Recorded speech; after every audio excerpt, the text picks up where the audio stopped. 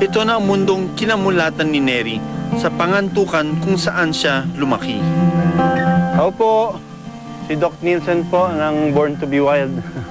Kumusta po kayo? Ito sa simbahan, diingnan siya siyang kauban. Di ka mo take og seminary, Nel? Mo take man me. Uy, pagkain mo ayusin mo anak ha. Tamimil kumain. Ito na. Ayun. Oh, bye-bye. Ingat anak.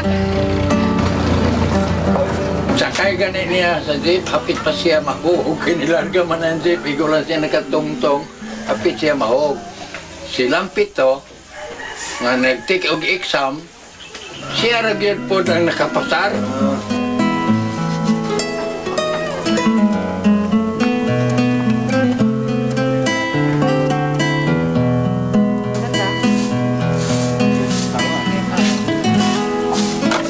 Tay! Oh, ano anak? Ano yan? Asahan nga. Ano yan? Anong laman? Ano sabi? Galing mo anak ha. Damat sa Diyos.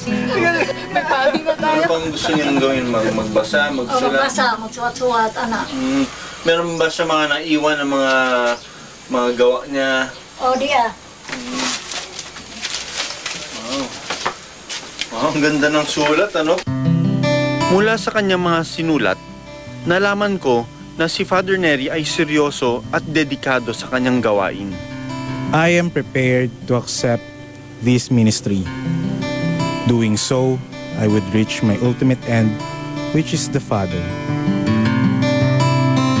Kinalaunan, naging pari na si Father Neri sa bayan ng Ginoyoran.